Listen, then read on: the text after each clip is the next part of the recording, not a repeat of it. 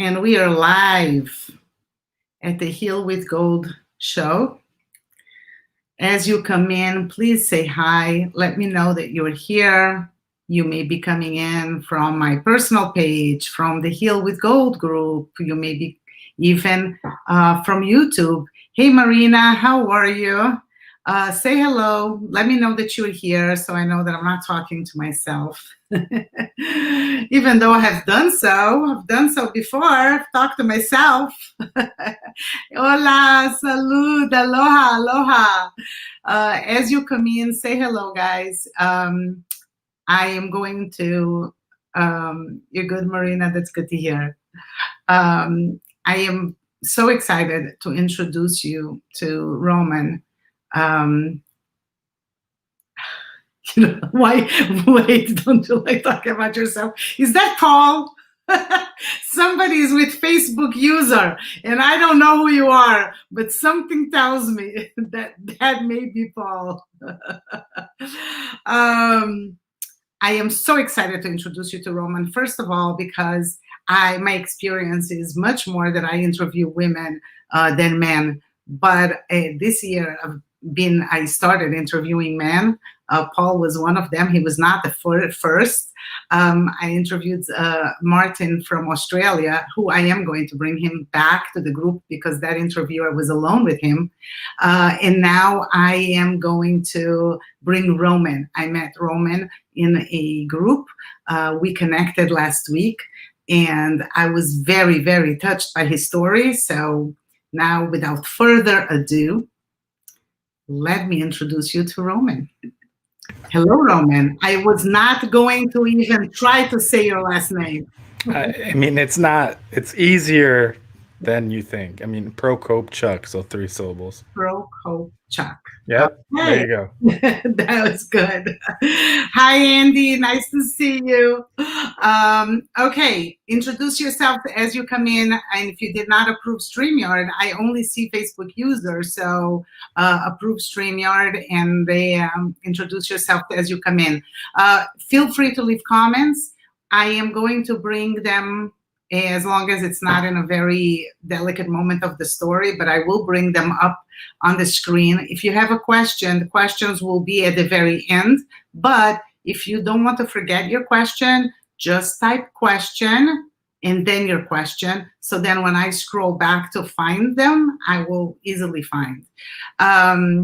Roman is going to introduce his story much better than me. I did share with you that him and his wife suffered 5 miscarriages. One is too many. It's so hard. But they did something incredible with their adversity, and I was in awe of their choices, and I wanted to share with you him. So Roman, without further ado, please introduce yourself. You can share with the group a little bit about what you do for a living, and then start from the beginning of your story. Yep, so I'm a first-generation immigrant from Ukraine. I came to the U.S. in 1990 with 6 other family members to a 2-bedroom apartment. I went to college here. I interned with the Secret Service. I thought I was going to go the criminal justice route, but the 2008 recession hit. I got an opportunity out of necessity, got into digital marketing, which led me 12 years down the line. I founded an agency in 2012, worked with a bunch of Fortune 500 clients, and got married. Me and my wife, wanted to start a family, and then we had a miscarriage. We went to the infertility route. So we had 2 IUIs and 3 IVFs. And in total, we've had 5 miscarriages, 2 of which were back-to-back Christmas days, which obviously now Christmas is kind of tough with a negative connotation. And I guess after the 5th one, we're still trying ourselves naturally. And with the IVF and infertility process, we've spent probably over $100,000 out of pocket on the whole process. So we thought foster care would be a way that we could help kids as well as possibly start a family that way as well. So we're technically designated as foster to adopt. So we got approved or licensed May 31st of 2018. And then June 1st, the next day, we got our first placement. 2 boys. We had them for a year. We thought we were going to adopt them. but they ended up being reunified to their biological mom.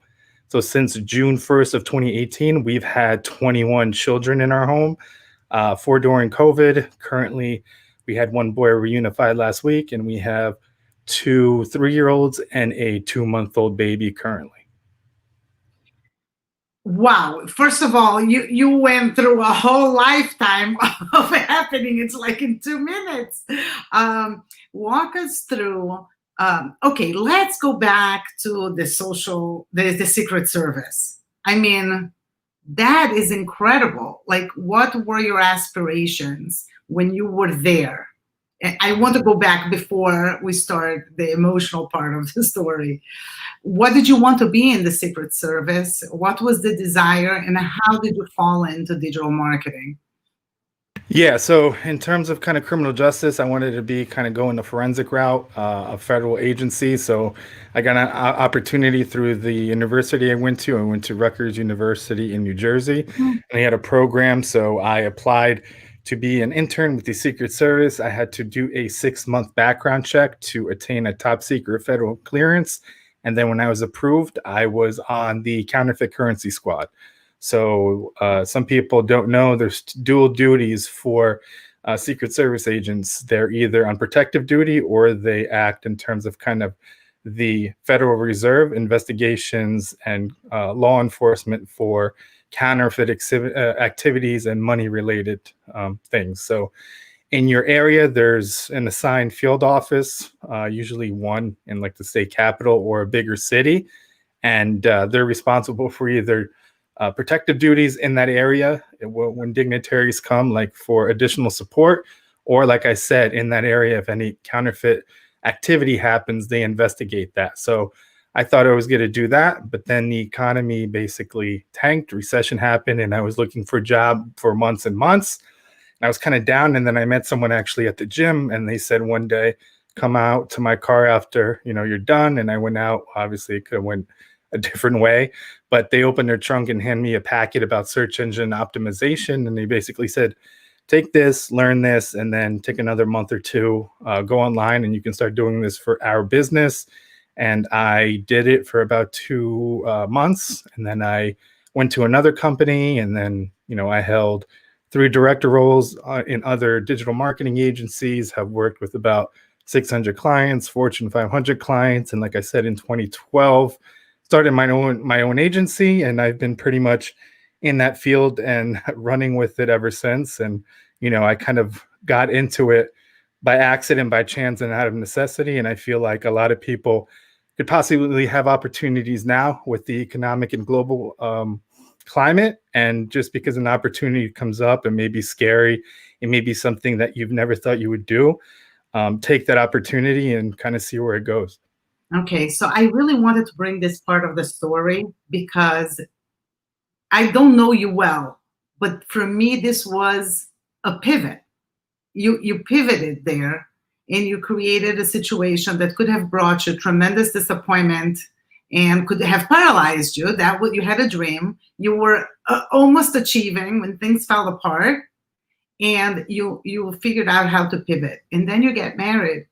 And the next thing is to build a family.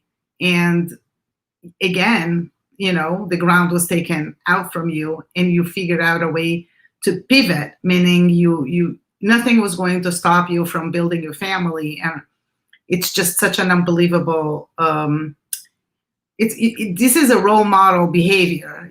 This is what I want people to see, is that no matter what they're experiencing in their lives, that there is always a way to pivot, and that we don't know why when one door is closing, what is about to happen. And maybe you're going to find something so special about ourselves, right? Yourself, myself, when we go through something like that. So how did the thought of fostering happen? Was it after the 5 miscarriages? Did you start talking in between? For example, like my next thought process maybe would have been to adopt and not to deal with foster. And we did that. We went through, and like most agencies, you need to be paying like $40,000 out of pocket right up front. There's a lot of paperwork. There's a lot of kind of back and forth. And at that time, spending in a course of 3 years already $100,000, and then having other business related expenses and personal expenses.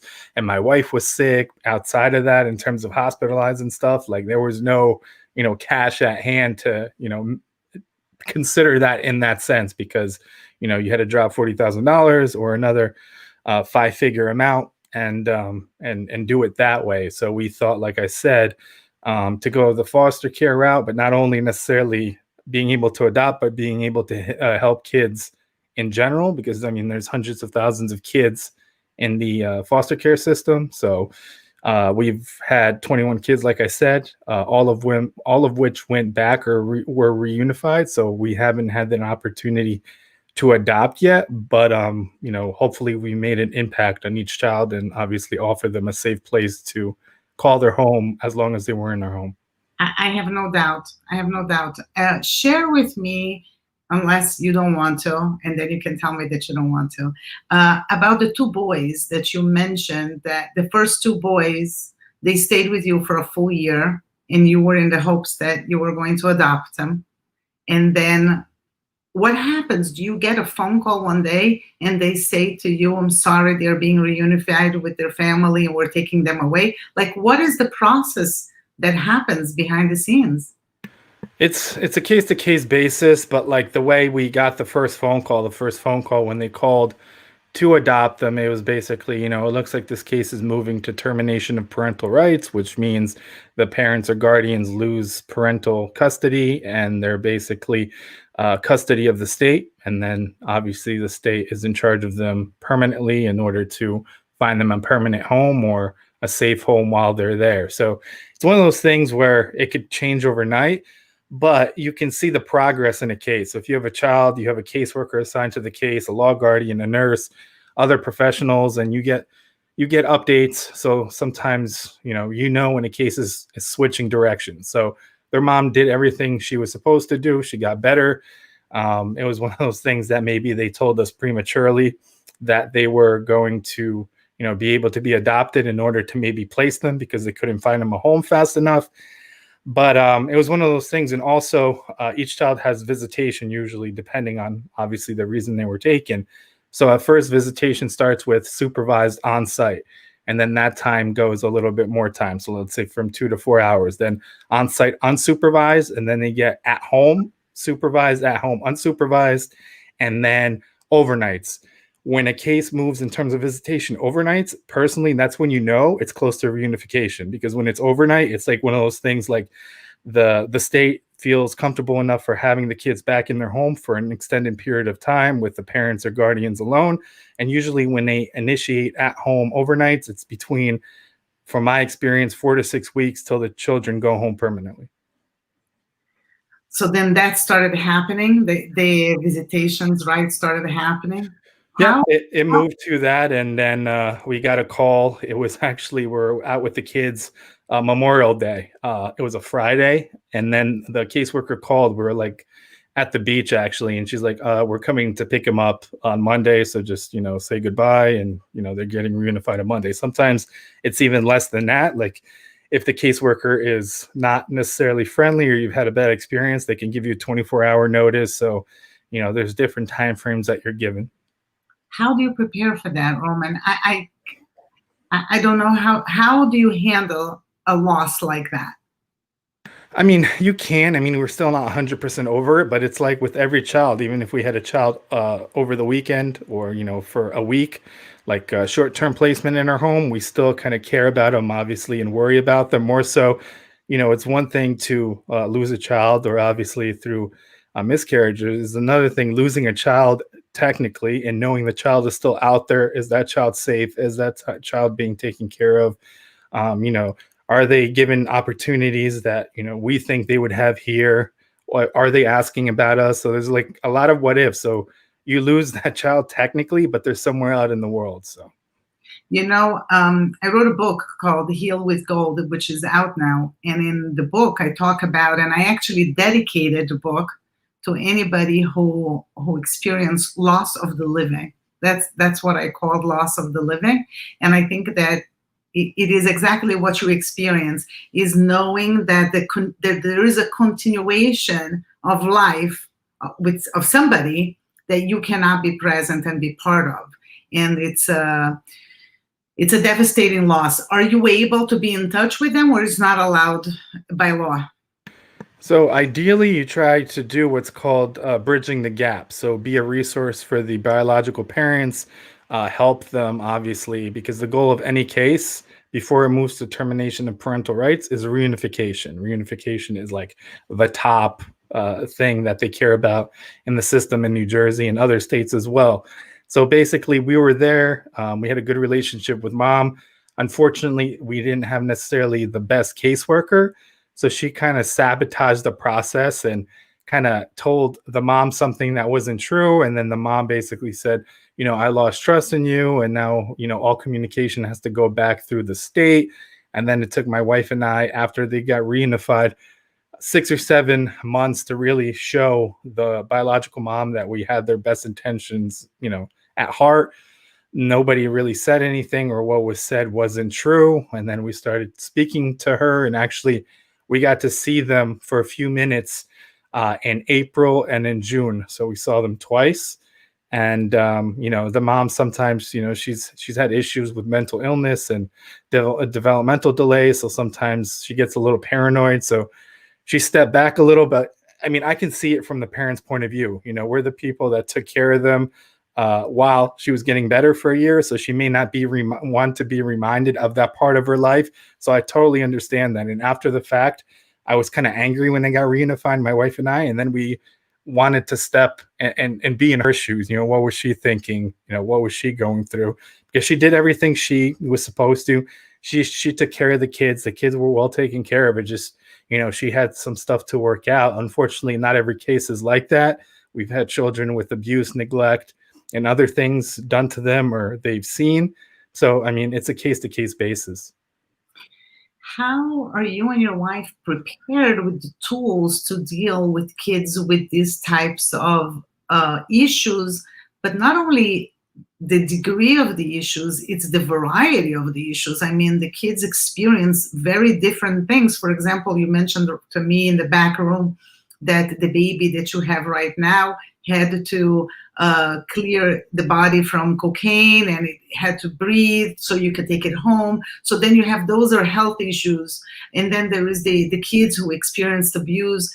I mean, it requires a tremendous amount of knowledge and strength. I don't know. I don't even have words. I mean, how are you prepared for all of that? Do you get training? In terms of kind of being licensed to be a foster parent, you do about like 36 hours of in class, and then you have a home study, and then you have a license you get, and then you get your home licensed. We're in several support groups, but I think it's one of those things where it's like being a generalist and practitioner. So you can read all the foster care or developmental books all you want, but when you're in a real world scenario, it's two different things.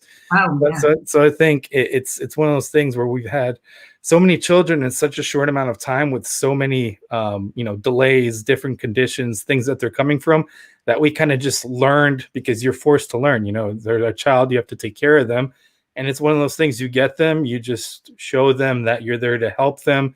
It's a safe and loving environment. They get comfortable with you, and then you start kind of seeing things as well. So like, you see some of the things that they went through, some of the behaviors that they do, some things that they may refer back, like how they play or what they draw back to the traumas that they've experienced. And I mean, we've had kids with similar things. Majority of our children that we've had of different ages, all were born with narcotics in their system. So obviously some of them came when they're toddlers, but a lot of them have reoccurring health issues or developmental delays. Because of that baby that we currently have, a little boy that is 2.5 months old, the mom didn't even know she was pregnant. She took no prenatal anything. She used drugs the whole time she was pregnant, and basically walked into the hospital saying, "I have a stomach ache," and basically the baby was like almost hanging out and was ready to pop out. So, and she discharged herself and basically never went to see them or the child in 2 weeks. She has visitation actually now, She's never going to get the child back. She has three other children that were permanently taken away, and then one other child that's 3 years old, his sister, that's probably going to be taken away from her permanently and adopted. Wow. Wow. And how, but if she had so many kids, how didn't she know that she was pregnant? I mean, it wasn't her first rodeo. I mean, the baby was born 4.5 pounds, so he was born premature. So it was Mhm. one of those things like I don't know on her about her body or whatever. Like she may have been the whole time not in the right state of mind, or she's used to feeling like that. I don't know, but she basically said she walked in there that she didn't even know she was pregnant. So Wow. So you believe that you will be able to get this child? hopefully, it's just dependent. They're trying to figure out because the main goal also is to get them placed with a family member or a close friend.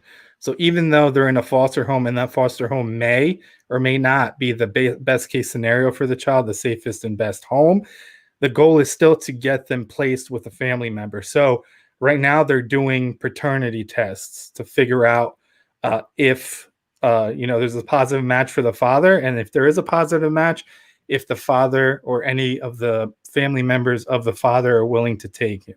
If that happens, then we're not in control of that. The child goes to that person. We don't necessarily we well not necessarily we don't really have a say in that. So But it's so interesting because I would think that in a case like this, the best interest of the child would be to be with the person who's giving them love and not to be, even though it's a baby, the baby's bonding.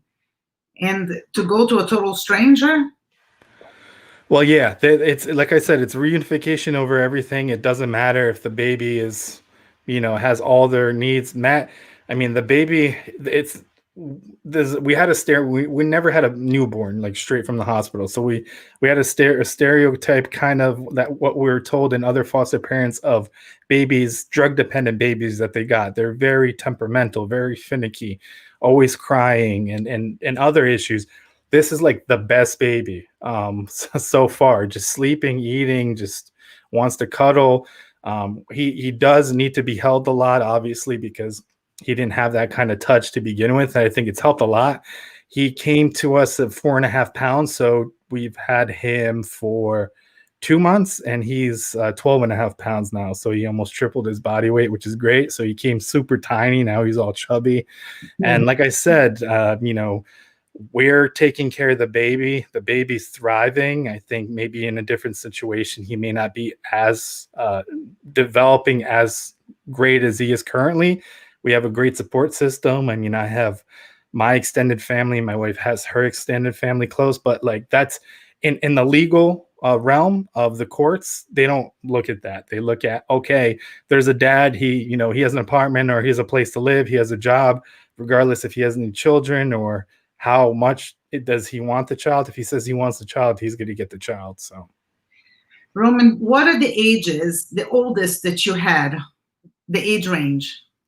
yeah, we had a 9-year-old before, and the youngest is 2 weeks. So technically, if you're a foster parent, maybe you're equipped in terms of your lifestyle to have younger kids or older kids. So you can specify. Some people, only want teenagers in their home. Some younger kids. Some, middle school kids. So it's all dependent on what kind of works for you. So for us, we've had from 2 weeks to 9 years. And we've had, like I said, during this whole COVID thing, we had 4 children. So usually we do, if we have younger kids, we don't think we're able to take like a teenager, depending on what the teenager came from. So like, situations, and we don't want to get into any situation where like the teenager ends up like, abusing the younger kids. So we try to keep whichever children we have. If we have a child already in our home and we're called about another child, we try to keep the kids around the same age together because it helps for bonding. They're like support systems for each other as well.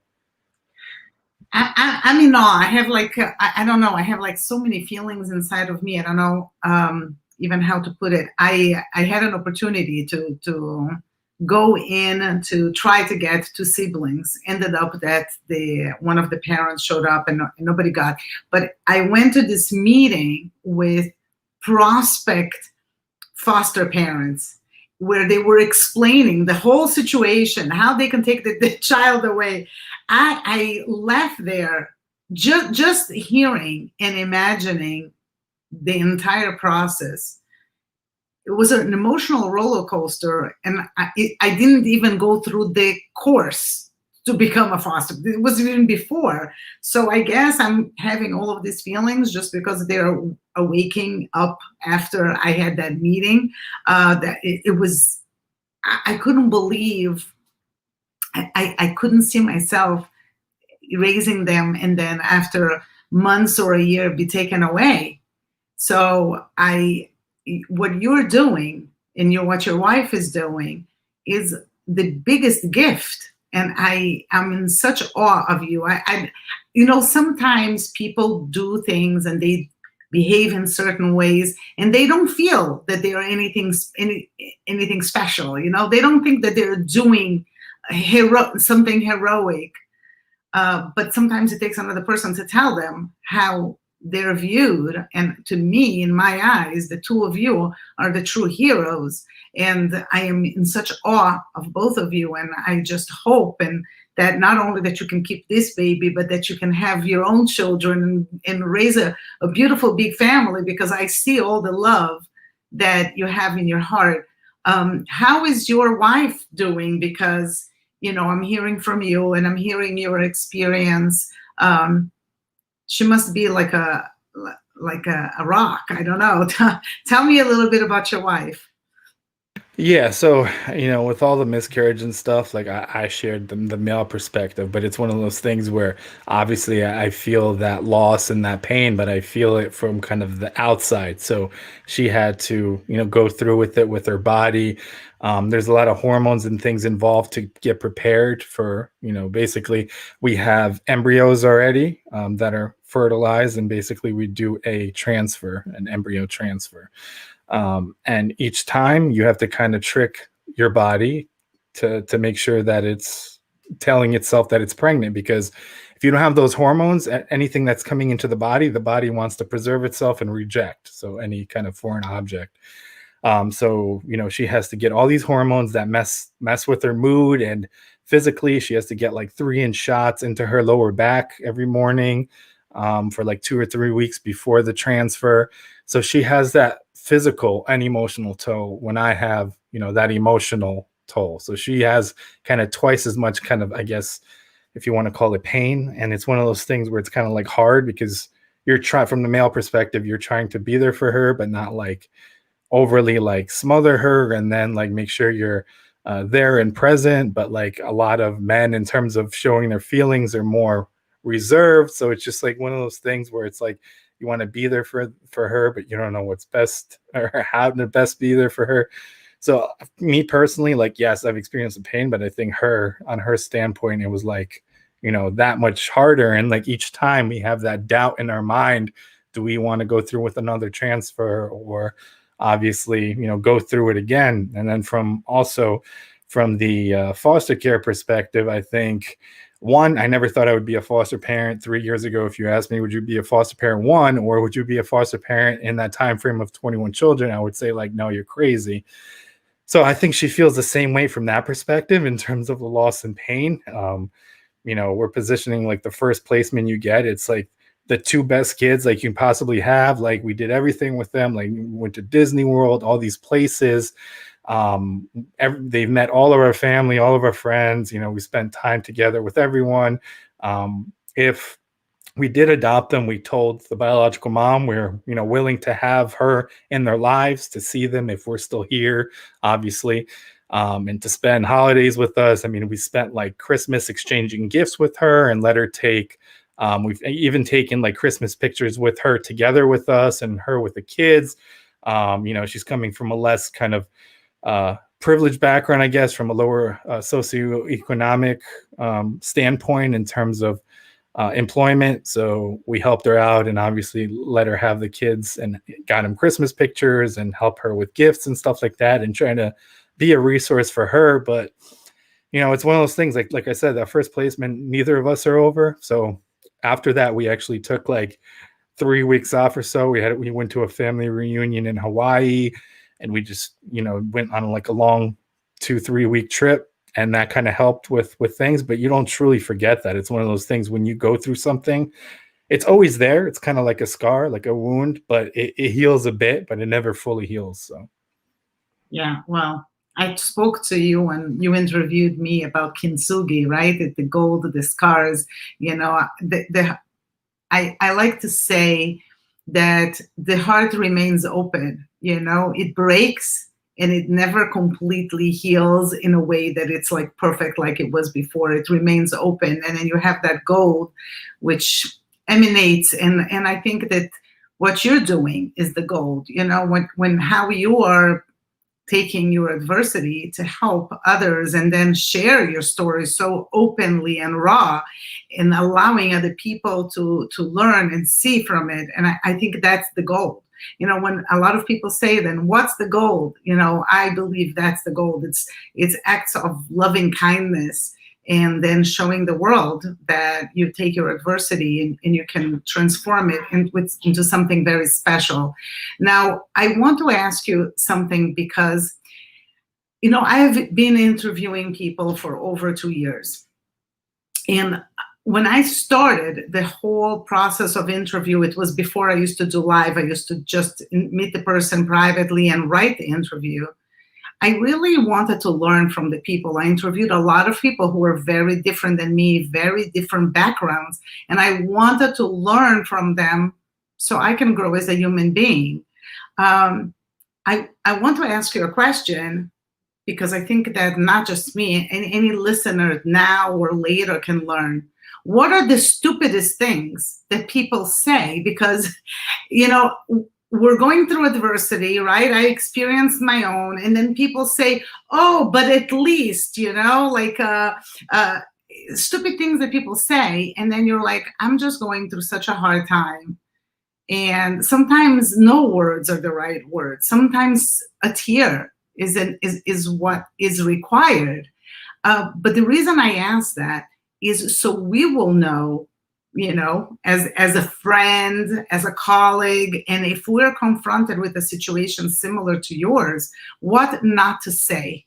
So please teach me, to become more conscious about situations like yours. yeah, I don't know if it's for me personally and what not to say. It's just kind of being there. Like if you just being a resource to that person. If you want to talk, if you want to share, I may not understand obviously coming from your viewpoint, but if you need somebody to listen, just I guess somebody to listen, because a lot of people say, I'm so sorry you went through that, but when you went through that pain, it's like, okay, it's there, but it's like it's kind of numbing, you know what I mean? Even if it's coming from a loved one or a friend or an acquaintance. And when it's coming from someone that doesn't necessarily understand the perspective, it's like, okay, or like, you guys are doing a great thing. Yeah, we are. And like situations like people don't understand like the struggles in it. So when we say, we're having issues with a biological parent, some people may say, how much could it really be? I mean, we've had the police called on us on Easter, like falsifying abuse claims because the biological parent was, mentally unstable, can't pass a psych eval to see their kids without somebody supervising, situations like that. So I think it's hard to understand a situation regardless of what it is. But if there's somebody else, so like, we're in a bunch of foster care kind of support groups and stuff. So they're in the same situation and they understand that. And it's like you kind of go through those emotions together in a way. Although I do appreciate people, offering to help or offering to listen. It's like one of those things when somebody truly doesn't understand that viewpoint, there's only so much they can help or say, I guess. Mm-hmm. So you never encountered people that said things that could be hurtful to you? Because Not hurtful, but I mean, my wife had, okay, so the area we live in, like the county we live in, a lot of we get a lot of kids from the inner city. So out of the 21 kids, we've had let's see, 16 African American children, um, four Hispanic, and two or one. I don't know if my mouth is right, but 16.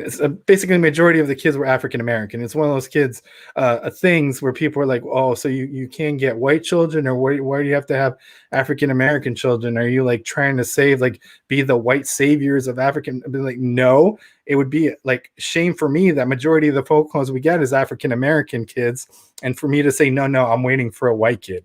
So like that's one of those kind of like offensive things that we've gotten that people don't understand, but people just like talk but aren't doing anything to solve the problem or help. We've been a home, and I've dropped things and sacrificed things, hobbies, business and stuff to be here for these kids. Oftentimes majority of the kids don't have male role models. Their fathers are in their lives, so being just there and present goes a long way. And I think that's the kind of the main thing that I've heard, at least indirectly, somebody say something on Facebook, I believe, to my wife. This is such a good point. This is exactly what I was meaning to, like things like that people judge, and then they ask a question that that in that question is buried some kind of a judgment or a misunderstanding of the situation. And, that's unnecessary. How do you get support from the state to take care of all of these kids? I'm assuming you get some level of support from the state, no? Yeah, so in New Jersey, each children's health insurance is provided by the state. Mhm. Also, each child foster families are called resource homes or resource parents, technically, in the state of New Jersey. They don't obviously directly get compensated, but each child gets a monthly stipend, which goes to clothing, food, activities. If obviously that child is playing some kind of sport or is in some kind of extracurricular activity, so that basically covers the necessities for that month. Obviously. Roman, did you consider writing a book? I have considered it. I'm trying to figure out what to write it about because I'm oftentimes like with everything, I get I get so drained that I'm like scatterbrain. Obviously, I write things down and set goals and stuff like that, but just sometimes like I'll have a really good thought or a really good point, and if I don't write it down, like the next day I won't even remember it because there's like so many things going on in life. I have considered it, what it's actually going to be. I've actually, before actually writing like let's say an adult focus book, I thought about writing children's, a set of like a children books.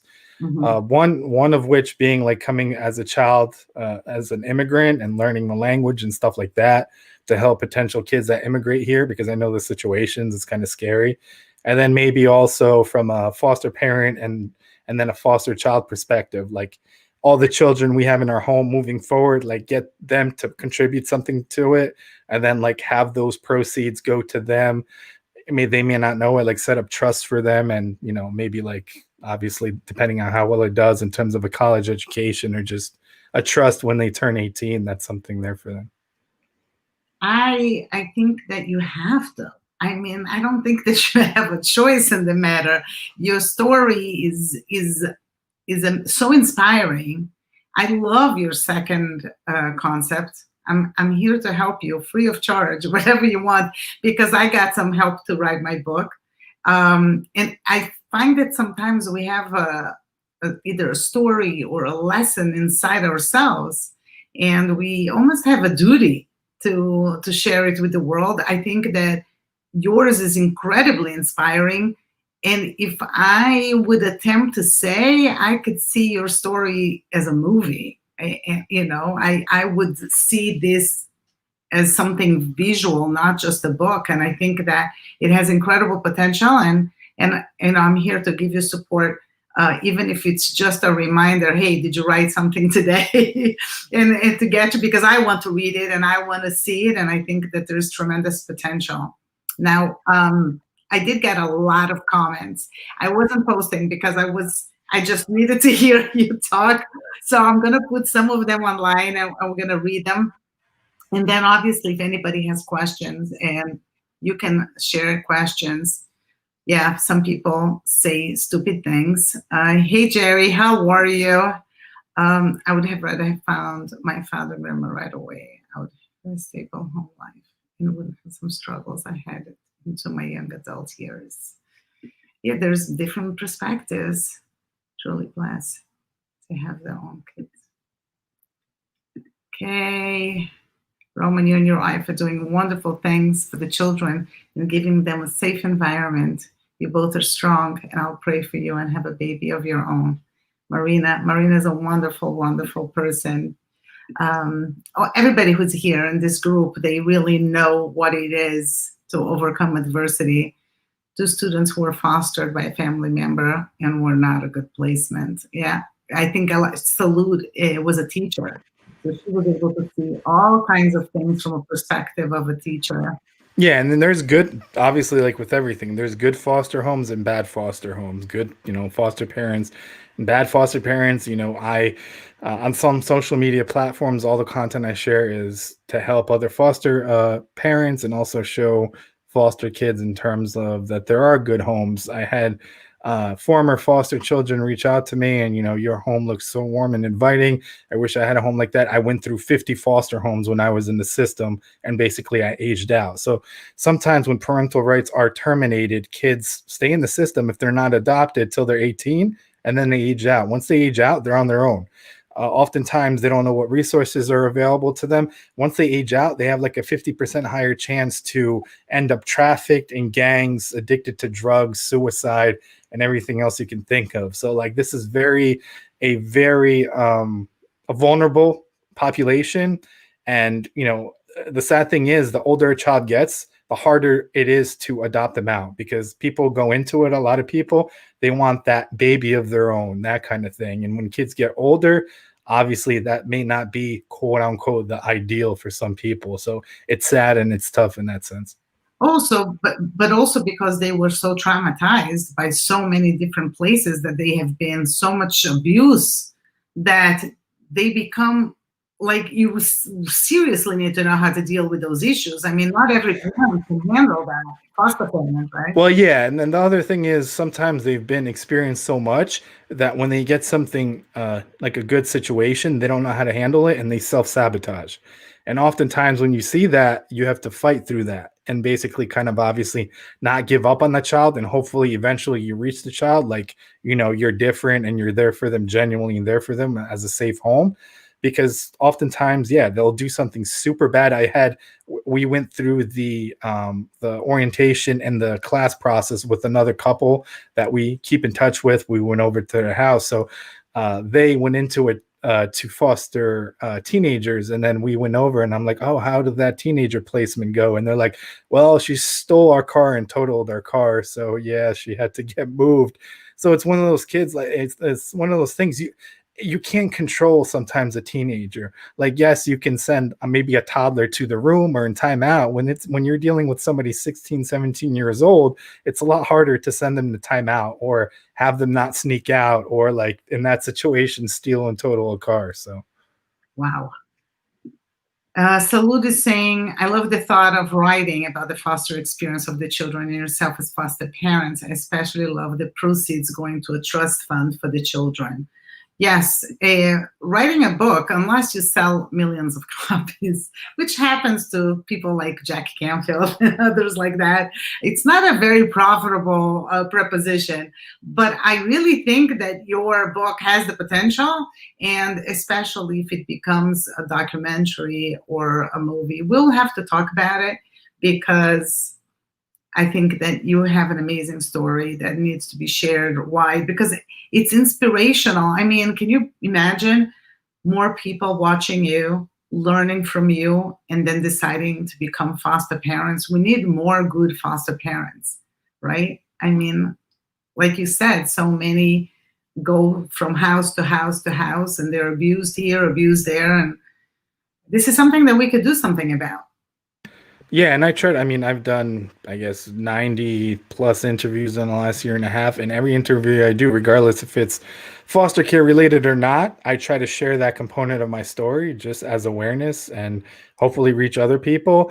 And the unfortunate thing, some interviews I've been on, when it's like supposed to be an hour for business, and the people have gotten a stereotypical look at foster care for movies and shows, that's a negative, obviously, viewpoint. And they didn't necessarily understand what it actually is like or what the process is. So some of those interviews that's supposed to be our business turn into 40 minutes about the foster care experience and 20 business, because people see what they see. You know, if they're not exposed to it, they may or may not believe something they saw in a movie or heard on the news or a TV show. So You know, you reminded me a young lady she's actually from Florida, but she lives now in London.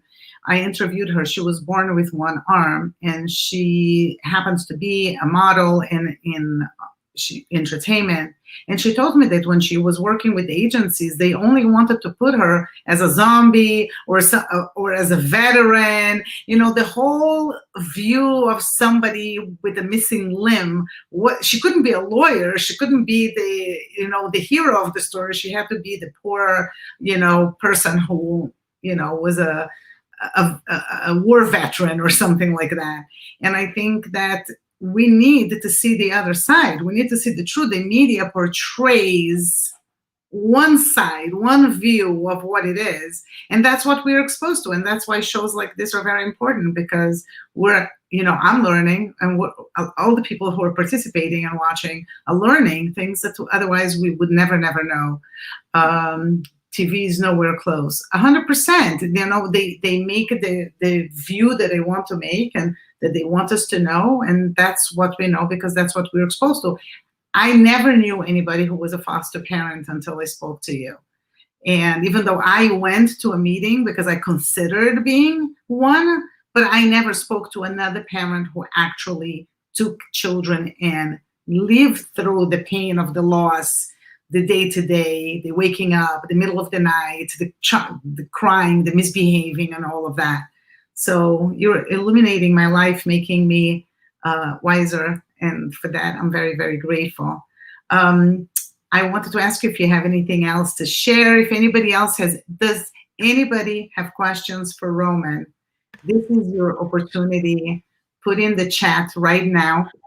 yeah, and like I said, there's good foster homes, bad foster homes. There's good foster workers, caseworkers, bad caseworkers.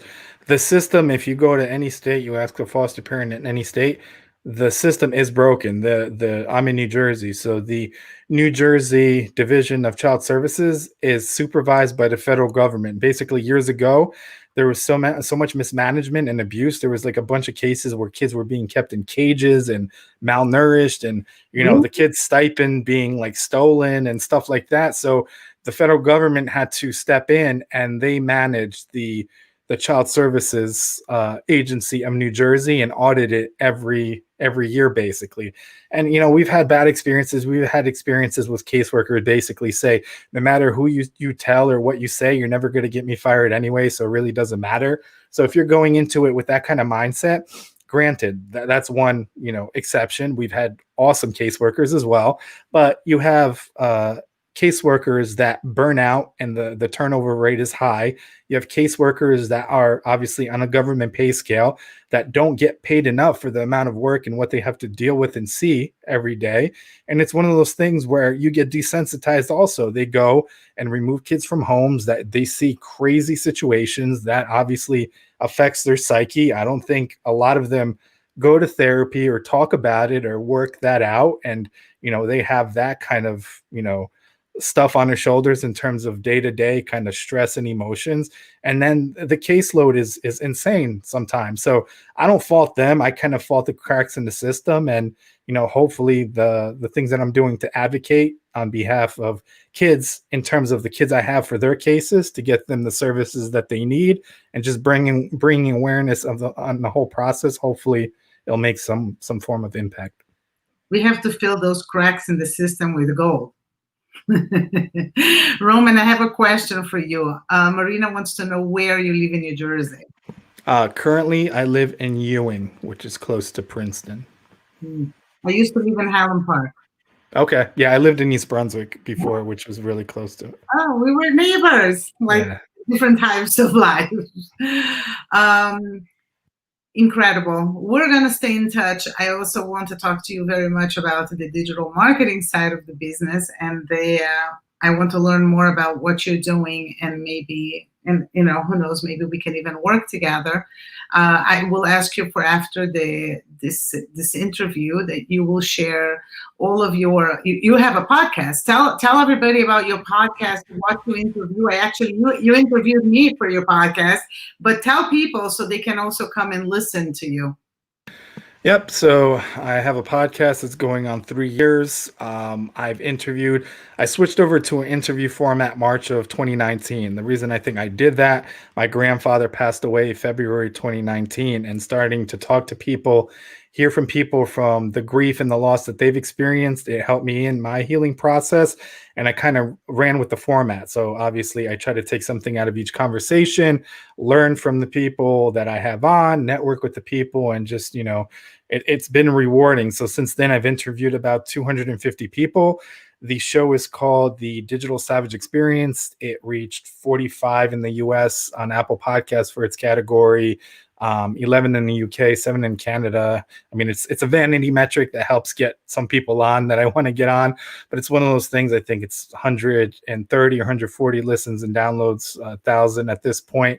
So I have people all walks of life, basically what's been their journeys to now, hurdles they've overcome, things that they've dealt with to become who they are, personal and professional, what motivates them, weaknesses they've turned into strengths, and obviously advice they have for the audience. I've had people like yourself. I've had former professional athletes. I've had founding members of drug cartels. So I've had all kinds of people in terms of where they started and kind of not being defined by where they started in life or some of the things that they went through, some negative that they've turned into positives. Isn't that incredible, Roman? I mean, I told my group, the Heal with Gold group, I told them that sometimes I don't want to do the work. I just want to be in the group and provide value and service, even though I don't make a dime from it. But this is where I want to be because this is such rewarding work. I mean, the messages that I get, many times it's private messages of people saying, thank you so much. I learned this, I learned that. I feel like I can go on. I feel like I can heal now. That's everything. I mean, to me, that is everything. Since I started this work also about 2.5 years ago, I was writing, you were podcasting, but we were doing the same thing.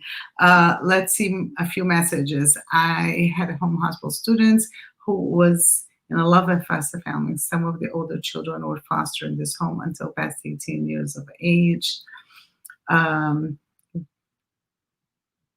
Okay. Thank you, Roman, for sharing your story. Yes.